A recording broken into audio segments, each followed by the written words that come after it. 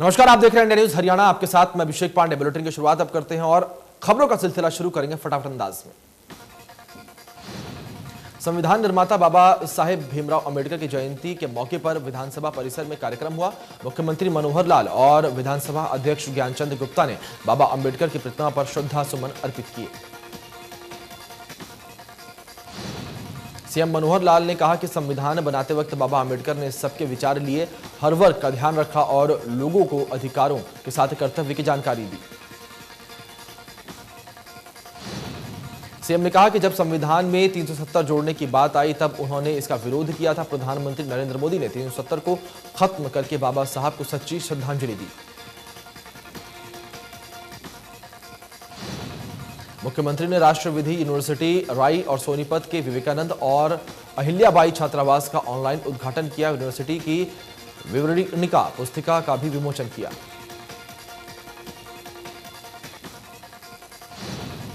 देश के संविधान रचयिता डॉक्टर बाबा साहेब अंबेडकर की आज 130वीं जयंती है। पीएम मोदी ने उन्हें श्रद्धांजलि दी। ट्वीट कर लिखा कि उनका संघर्ष हर पीढ़ी के लिए एक मिसाल है। संविधान निर्माता बाबा साहेब भीमराव अंबेडकर के जन्म दिवस के मौके पर कुरुक्षेत्र के अंबेडकर चौक पर पूर्व मंत्री और कांग्रेस नेता अशोक अरोड़ा ने उनकी प्रतिमा पर पुष्प अर्पित किए। अशोक अरोड़ा ने कहा कि बाबा साहब अंबेडकर की सबको साथ लेकर चलने की जो सोच थी, उसी के चलते आज भारत उन्नति पर है।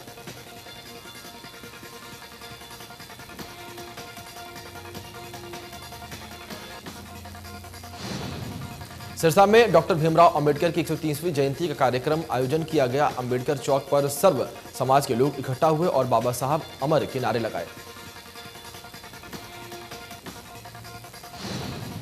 कार्यक्रम में उपायुक्त प्रदीप कुमार बतौर मुख्य अतिथि शामिल हुए। उन्होंने बाबा साहब की प्रतिमा पर माल्यार्पण किया। लोगों ने बाबा साहब की प्रतिमा पर माल्यार्पण कर श्रद्धांजलि दी।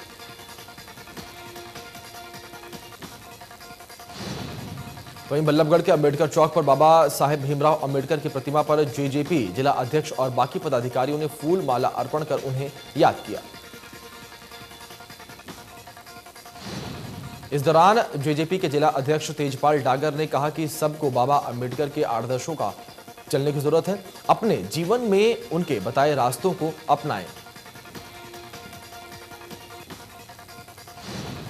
फरीदाबाद में जेसी बोस वाईएमसीए यूनिवर्सिटी में बाबा साहेब अंबेडकर की जयंती मनाई गई। कुलपति प्रोफेसर दिनेश कुमार और अधिकारियों ने बाबा अंबेडकर को पुष्पांजलि अर्पित की।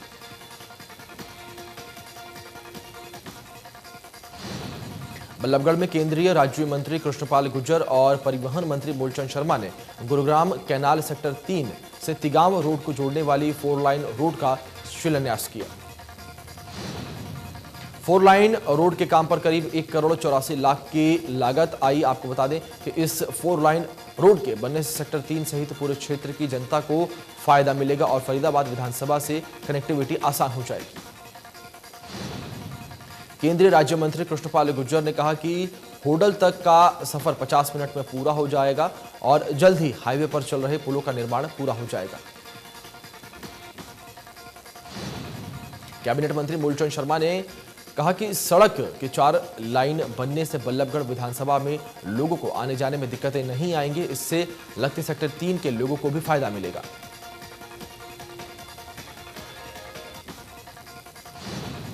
देश भर में कोरोना महामारी के मामलों में लगातार बढ़ोतरी हो रही है। देश में 24 घंटे में 1,85,000 से ज्यादा नए केस मिले।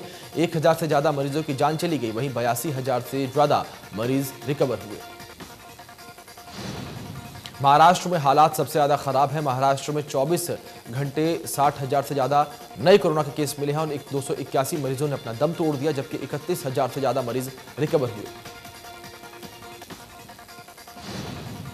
दिल्ली में भी एक बार फिर कोरोना पैर पसारता जा रहा है। राजधानी में पिछले 24 घंटे में कोरोना के 13,468 नए केस सामने आए हैं और 81 लोगों की मौत हो गई। देश में कोरोना की बेलगाम रफ्तार के बीच पीएम मोदी सभी राज्यों के राज्यपालों के साथ बैठक करेंगे। उपराष्ट्रपति वेंकैया नायडू भी बैठक में शामिल होंगे।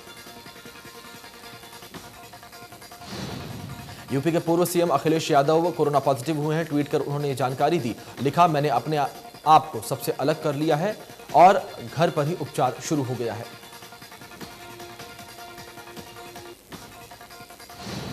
हरिद्वार में चल रहे कुंभ के अंतर्गत बैसाखी मेष संक्रांति के मौके पर आज तीसरा शाही स्नान। इस दौरान 13 अखाड़ों के साधु संत इस स्नान में हिस्सा ले रहे हैं। मेष संक्रांति पर आज गंगा में डुबकी लगाने के लिए बड़ी तादाद में श्रद्धालु हरिद्वार में जमा हुए। सुबह से गंगा स्नान का सिलसिला जारी है।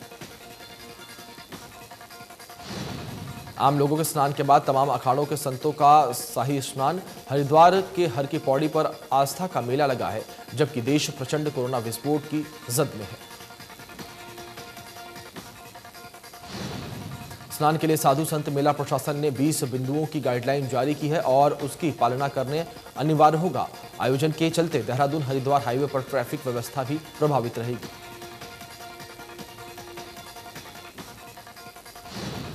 फतेहाबाद में प्रशासन ने मैरिज पैलेस पर छापा मारा। नाइट कर्फ्यू के दौरान मैरिज पैलेस में शादी हो रही थी। छापेमारी के दौरान पैलेस में काफी संख्या में लोग नजर आए।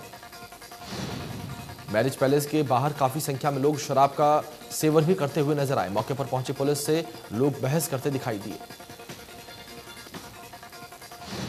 प्रशासन की टीम ने मैरिज पैलेस के मैनेजर से संपर्क कर मैरिज पैलेस खाली कराने की बात कही। टीम ने सभी के नाम दर्ज किए। मामले में एसडीएम कार्रवाई करेंगे। फरीदाबाद के सिविल अस्पताल में कर्मचारी लोगों को कोरोना रिपोर्ट देने में आनाकानी कर रही हैं। कोरोना की रिपोर्ट लेने पहुंचे लोगों को वापस भेजा जा रहा है। छुट्टी का बहाना बनाकर कर्मचारी लोगों को रिपोर्ट नहीं दे रही हैं। बिना रिपोर्ट के कोरोना पॉजिटिव को अस्पताल में भर्ती नहीं किया जा सकता। गुरुग्राम में कोरोना सिक्योरिटी नंबर के नाम पर धोखाधड़ी करने का मामला सामने आया है। अमेरिकी मूल के लोगों के साथ ठगी करने वाले कॉल सेंटर का पर्दाफाश हुआ। सीएम फ्लाइंग ने कार्रवाई करते हुए पूरे मामले का खुलासा किया। मौके से टीम ने लैपटॉप, हार्ड डिस्क के साथ 1,90,000 रुपए नकद बरामद किए। Uttar Pradesh public service commission की परीक्षा में प्रथम स्थान हासिल करने वाली सुबोध जोशी जिला पंचायती राज ऑफिसर बनी। कैबिनेट मंत्री मूलचंद शर्मा ने उन्हें बधाई दी। मूलचंद शर्मा ने कहा कि सरकार बेटियों की शिक्षा और स्वास्थ्य के लेकर गंभीर है। उसी का नतीजा है कि बेटियां हर क्षेत्र में आगे निकल रही हैं। सीएम उद्धव ठाकरे ने ऐलान किया है कि महाराष्ट्र में आज रात 8 बजे से सख्त पाबंदियां लागू होंगी। आज से ब्रेक द चेन अभियान शुरू होगा। महाराष्ट्र में जरूरी सेवाएं छोड़कर सभी सेवाओं पर रोक लगा दी गई है। सीएम उद्धव ठाकरे ने कहा कि 15 दिन तक केवल जरूरी सेवाएं जारी रहेंगी। बिना जरूरत कहीं भी आना जाना बंद रहेगा। पूरे राज्य में धारा 144 लागू रहेगी। बेवजह घर से निकलने पर बैन रहेगा। लोकल और अन्य बसें चलती रहेंगी। ऑटो टैक्सी की सेवाएं भी जारी रहेंगी। बैंक के कामकाज जारी रहेंगे। सीएम उद्धव ठाकरे ने कहा कि महाराष्ट्र में ऑक्सीजन की किल्लत है। ऐसे में केंद्र सरकार सड़क के रास्ते के साथ साथ हवाई रास्तों में भी महाराष्ट्र में ऑक्सीजन भेजे। गृह मंत्री अनिल विज ने कहा कि प्रदेश में नहीं लगेगा लॉकडाउन। सरकार चाहती है कि जिंदगी चलती रहे और बचती भी रहे। प्रवासी मजदूरों के पलायन पर अनिल विज ने कहा कि पलायन करने की कोई जरूरत नहीं। राज्य में सारी आर्थिक गतिविधियां जारी रहेंगी। जाखल में एसबीआई ब्रांच मैनेजर सहित 4 कर्मचारियों की रिपोर्ट कोरोना पॉजिटिव आई है। कोविड वैक्सीन की दोनों डोज लेने के बाद भी रिपोर्ट कोरोना पॉजिटिव। कोरोना की वैक्सीन लेने के बाद भी पॉजिटिव आने के मामले को लेकर असमंजस की स्थिति पैदा हो गई है। बैंक को आगामी आदेशों तक बंद कर दिया गया है। उत्तर प्रदेश लोक सेवा आयोग के द्वारा यूपीपीएससी 2020 का अंतिम रिजल्ट जारी कर दिया गया है। पलवल के रहने वाले मोहित रावत ने टॉप 3 में जगह बनाते हुए तीसरा स्थान हासिल किया। प्रदेश में 24 घंटे में कोरोना के 3,818 नए केस मिले हैं और 16 मरीजों ने दम तोड़ दिया। अब एक्टिव केस 24,000 से ज्यादा। सबसे ज्यादा केस गुरुग्राम और फरीदाबाद से।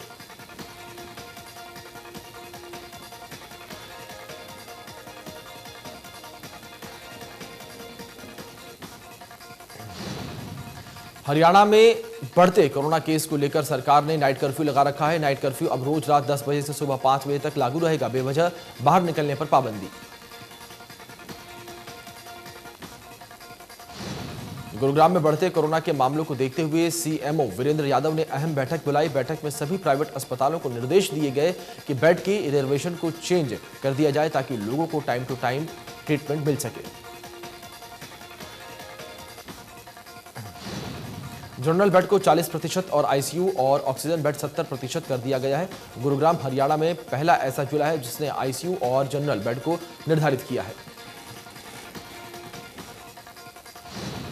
फरीदाबाद में पत्नी को बाइक पर ड्यूटी छोड़ने जा रहे बाइक सवार पति पत्नी को तेज रफ्तार वाहन ने टक्कर मार दी। पति की मौके पर मौत हो गई, पत्नी को गंभीर चोटें आई हैं।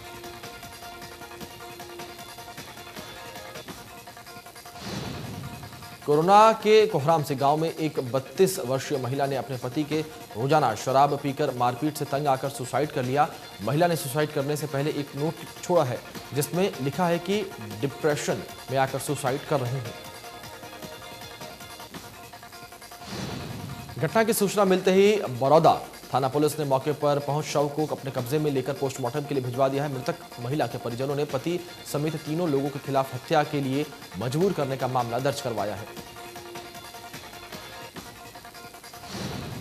डीआईजी ओम प्रकाश नरवाल ने जिले में औचक निरीक्षण किया, जहां पर रात्रि ड्यूटी पर तैनात पुलिसकर्मियों की स्थिति का जायजा लिया। इस दौरान चेकिंग अधिकारी इंस्पेक्टर ड्यूटी से नदारद मिले। इस पर डीआईजी ने तुरंत ही इंस्पेक्टर को लाइन हाजिर करने के आदेश दिए।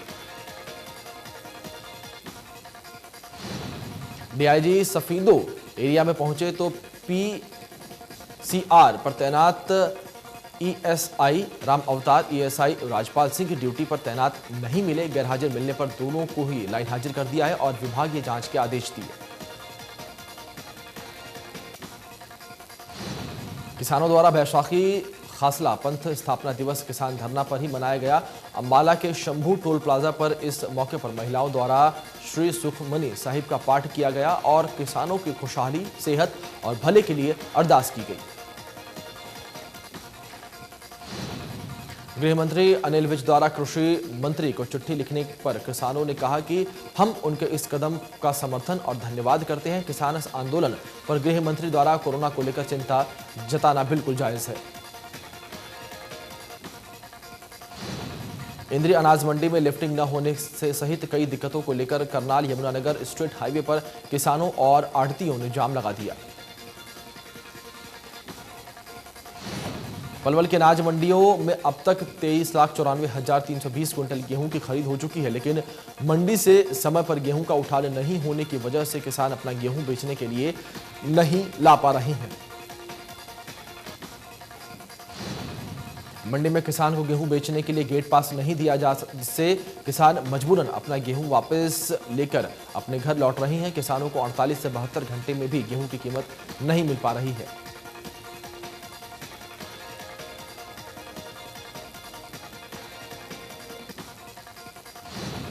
फतेहाबाद की देवीलाल मार्केट में दुकान का ताला तोड़कर दुकान में रखी बाइक चुराकर चोर फरार हो गए। शिकायत मिलने पर पुलिस ने मामले की जांच शुरू की। केंद्रीय गृह मंत्रालय द्वारा पुलिस थाना तरावड़ी हरियाणा का सर्वश्रेष्ठ पुलिस स्टेशन घोषित किया गया। रैंकिंग का मूल उद्देश्य पुलिसिंग की गुणवत्ता में सुधार करना और इसे सिटीजन फ्रेंडली बनाना है। केंद्रीय गृह मंत्रालय की ओर से तरावड़ी पुलिस थाने को बेस्ट पुलिस स्टेशन 2020 का प्रमाण पत्र भी जारी किया गया है। पुलिस अधीक्षक करनाल ने कहा कि यह सम्मान पूरी करनाल पुलिस के लिए गर्व की बात है।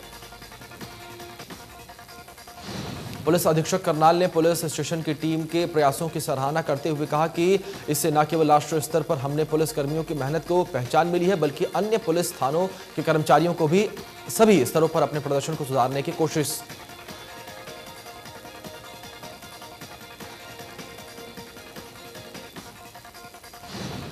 कुरुक्षेत्र के विद्यालय में 26 बच्चे कोरोना पॉजिटिव पाए गए हैं। प्रशासन ने बच्चों को आइसोलेट किया। कुरुक्षेत्र के डिप्टी सिविल सर्जन ने मामले की पुष्टि करते हुए बताया कि 46 बच्चों में कोरोना सैंपल लिए गए थे, जिसमें से 26 बच्चे पॉजिटिव आए।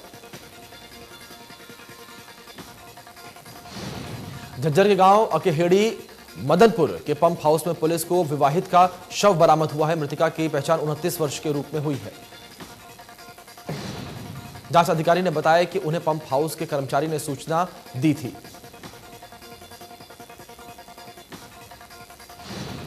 पलवल में ब्लैकमेल कर लाखों रुपए ऐंठने के मामले में पति और पत्नी रंगे हाथों पैसे लेते हुए पुलिस ने गिरफ्तार किया। जांच अधिकारी ने बताया कि महिला ने पीड़ित को बातों में उलझाकर घर बुलाया और फिर पैसों की डिमांड की। प्रदेश में नाइट कर्फ्यू की घोषणा के बाद गुरुग्राम में प्रवासी मजदूरों में डर का माहौल है। लॉकडाउन के डर से प्रवासी मजदूरों ने घरों की ओर पलायन शुरू कर दिया है। जिला उपायुक्त का कहना है कि सभी इस तरह की कोई परिस्थिति नहीं बनी हुई है, फिर से लॉकडाउन लगाया जाए। करनाल में गेहूं की पेमेंट की 73 करोड़ रुपए की राशि अब तक सीधे किसानों के खाते में जा चुकी है। किसानों का कहना है कि किसान और आढ़ती का रिश्ता लंबे समय से चल रहा है, लेकिन सरकार अब इसे तोड़ना चाहती है।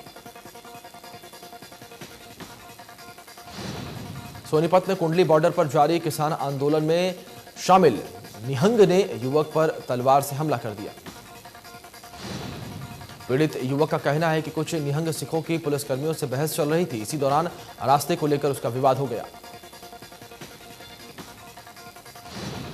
महम कस्बे के काली देवी मंदिर में महंत सतीश दास ने नवरात्र का शुभारंभ किया। महम चौबीसी के किसान की 1 एकड़ गेहूं की फसल जलकर राख हो गई। सरकार से मुआवजे की मांग की। करनाल के गांव शेखुपुरा में रहने वाले 25 वर्षीय कैदी की तबीयत बिगड़ने पर मौत हो गई। कैदी हत्या के केस में 20 साल की सजा काट रहा था। कुछ दिन पहले कैदी दोबारा जेल में पेश हुआ था। तबीयत बिगड़ने पर उसे अस्पताल में भर्ती करवाया गया था। जाखल के राशन डिपो पर गरीबों में बुदबुदाही की गेहूं बांटा जा रहा है। गेहूं की खराब क्वालिटी के चलते लोगों को बीमारी फैलने का डर। डिपो धारकों का कहना है कि गेहूं की पीछे से ही ऐसी सप्लाई आई है। विभागीय अधिकारियों ने वेयर हाउस के अधिकारियों से मामले की जांच करवाने की बात कही।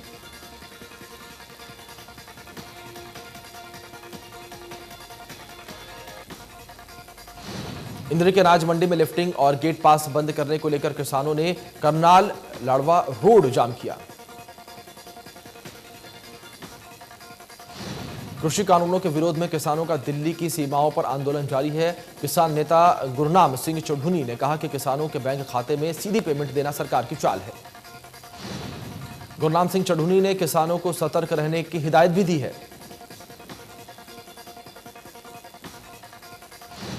फतेहाबाद नगर परिषद की मीटिंग के दौरान जमकर हंगामा किया गया। नियमों को ताक पर रखकर आपस में ही पार्षद भिड़ गए। महेंद्रगढ़ की अनाज मंडी में निरीक्षण करने पहुंचे जिला उपायुक्त ने आढ़तियों और व्यापारियों से उनकी समस्याओं के बारे में बातचीत की। जिला उपायुक्त अजय कुमार ने कहा कि 5200 क्विंटल की परचेज यहां की गई है और पूरे जिले में 1.5 लाख क्विंटल के आसपास की परचेज की जा चुकी है। अनाज मंडी में फसल की खरीद नहीं होने से किसान परेशान हैं। बारदाने की कमी है।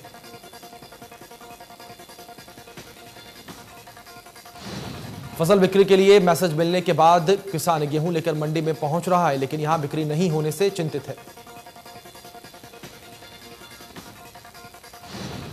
बहादुरगढ़ में किसान की हत्या के आरोपी ने दुलीना जेल में फांसी लगाई। इसी महीने की 5 तारीख को अदालत में पेश। मृतक कुलवंत ने अपने साथी किसान हाकम की धारदार हथियार से हत्या की।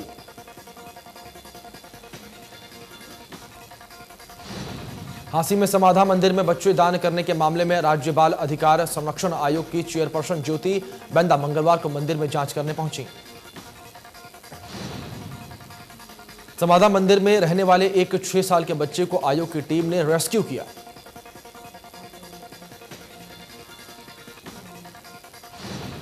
बाल संरक्षण अधिकारियों ने पूर्व में मंदिर में रहने वाले 6 वर्षीय बच्चे के पिता के साथ बातचीत की और बच्चे को इस प्रकार से मंदिर में छोड़ने के कारण पूछे। यमुनानगर में दिन दहाड़े एक कंपनी के कर्मचारी से 7 लाख की लूट हो गई। अपनी साइकिल खड़ी करके जैसे ही रुपए से भरा बैग लेकर बैंक में जाने लगा, इसी दौरान एक बाइक पर सवार होकर 2 युवक आए और इस व्यक्ति से रुपयों से भरा बैग लेकर भाग गए।